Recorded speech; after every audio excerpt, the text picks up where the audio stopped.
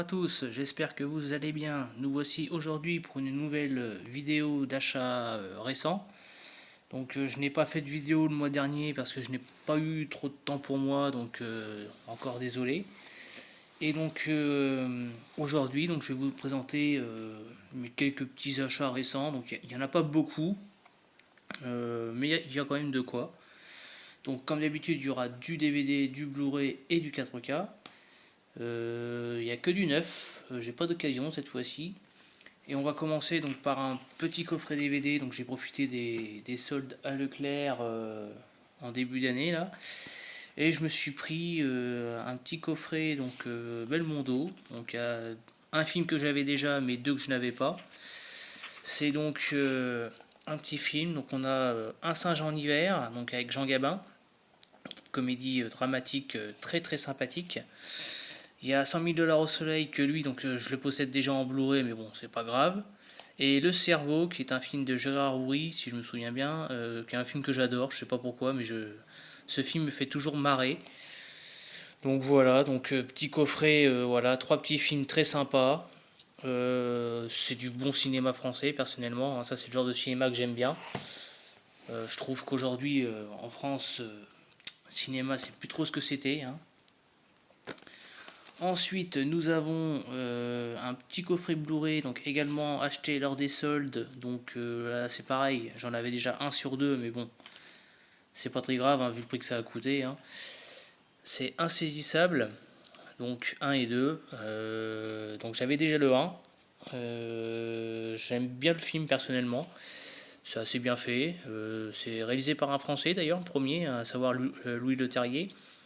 C'est une espèce de petit thriller, c'est bien foutu, voilà, avec un groupe de magiciens qui, lors de leur spectacle, en gros, ils profitent pour faire des casses. Donc c'est sympa. Et le 2 je l'avais vu qu'une fois. J'ai bien aimé aussi, mais j'ai une préférence pour le premier. Et ça reste des films tout à fait sympas à regarder. Ensuite, nous avons un petit film avec Van Damme. Alors celui-là, je suis très content qu'il soit sorti en Blu-ray parce que il y a un moment que je l'attendais celui-là. Alors il y avait déjà eu une édition, mais pas facile à trouver. Alors moi j'avais mon vieux DVD, c'est Cavale sans issue, donc je me suis pris l'édition VHS là. C'est les petites éditions limitées que font ESC très souvent. Et franchement, très sympa. C'est un film que j'aime beaucoup dans la filmo de Van Damme, personnellement. C'est un de ces films où il essaye de changer un petit peu de registre, hein, parce que là, on peut dire qu'on est sur du film d'action, mais on n'est pas sur un film d'action trop bourrin. On n'est pas sur un film à la double impact, on n'est pas sur un film de baston. Là, on a plus un film qui a une ambiance un peu western, où il n'y a pas un surplus d'action. Et moi, j'aime bien personnellement ce film. C'est un film à voir. Le Blu-ray est très sympa. Franchement, j'avoue qu'ils ont bien travaillé dessus. Puis bon, petite édition, voilà, c'est chez ESC. Il y a quelques petits bonus intéressants. D'ailleurs, il y en a notamment un documentaire sur la filmographie de Van Damme que j'aime bien. Voilà, donc très très sympa. À voir si vous connaissez pas. Ensuite, un petit 4K. Alors celui-là, je l'avais en DVD. Il y a longtemps que je ne l'ai pas vu, mais j'en garde un excellent souvenir. Un petit western des années 60, je crois. C'est Le Grand Silence, un petit bijou de Sergio Corbucci. C'est celui qui avait fait le premier Django, qui est excellent, qui d'ailleurs a été réédité il n'y a pas longtemps par Carlotta. Très très bon western. Et celui-là, c'est pareil, on a un très très bon western aussi dans mon souvenir. Le film est super beau au niveau des images. On a des paysages magnifiques. Après, il me semble que Jean-Louis Trintignant, c'est un gars qui est muet, je crois, dans mes souvenirs. Et il se retrouve face à une bande de chasseurs de primes. Je me souviens plus trop de ce qui se passe, mais j'en garde un très bon souvenir, assez violent. Il me semble, notamment sur la fin, il me semble me souvenir que la fin est quand même assez violente.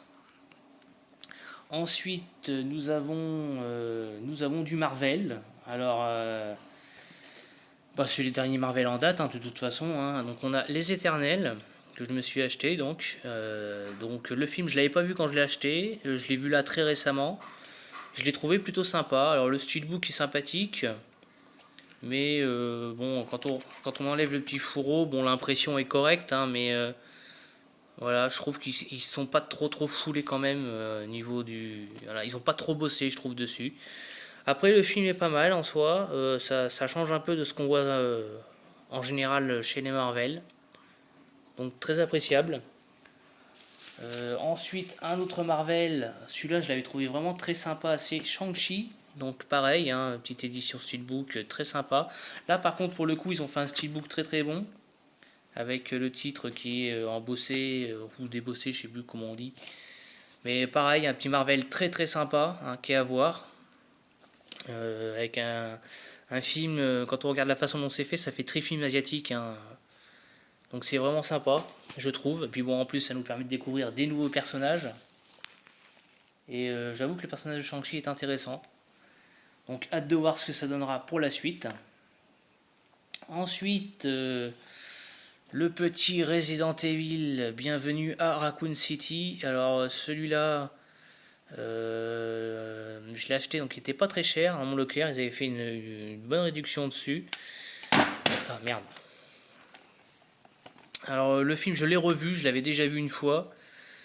Bon, j'avoue qu'il est pas non plus, il est pas génial, mais il y a des bons points. Alors il y a beaucoup de choses qui vont pas non plus, hein, notamment au niveau du casting, je trouve, hein. Quand on voit l'acteur qui fait Léon, je le trouve très mauvais, que ce soit au niveau du jeu d'acteur, on a l'impression que c'est un neuneu le bonhomme. Enfin, je sais pas. Après, bon, les effets spéciaux sont pas toujours top. Mais j'aime bien l'ambiance. Et puis, au niveau fidélité, le film est quand même beaucoup plus respectueux du jeu par rapport à la précédente saga, je trouve. Bon, à voir après, hein, je sais pas s'ils font des suites ou pas, parce que le film n'a pas été un gros carton, apparemment. Bon, le steelbook est assez sympa, je trouve quand même. Voilà, une impression très correcte. Le visuel est sympa. J'aime beaucoup le verso, personnellement, avec le liqueur et la plaque de police. Ça fait style. Donc un petit film qui reste tout à fait quand même regardable pour moi, sans être non plus un chef-d'œuvre. Ensuite, celui-là très content de l'avoir parce que déjà c'est la première fois qu'il sort chez nous, celui-là en version physique, et c'est un très bon film pour moi. C'est l'excellent Super Express 109, donc édité par Carlotta. Donc d'ailleurs je me suis pris l'édition, alors je l'ai eu à 20 balles, pour ça que je l'ai acheté, parce que normalement c'est des éditions qui sont à 25-30 euros. C'est ce qu'ils appellent les éditions Prestige. Et donc c'est un film japonais des années 70 et c'est un film qui surfe sur l'époque où les Américains faisaient des films catastrophes comme L'aventure du Poséidon ou La Tour Infernale. Ce film-là, c'est un peu la réponse japonaise à ce genre-là. Et c'est un film qui a probablement, certainement je dirais même, inspiré l'excellent Speed, qui, au niveau de son scénario, reprend beaucoup de ce film-là, notamment l'idée de la bombe qui, euh, qui explose si le chauffeur passe en dessous de telle vitesse. Là, c'est un peu le même truc.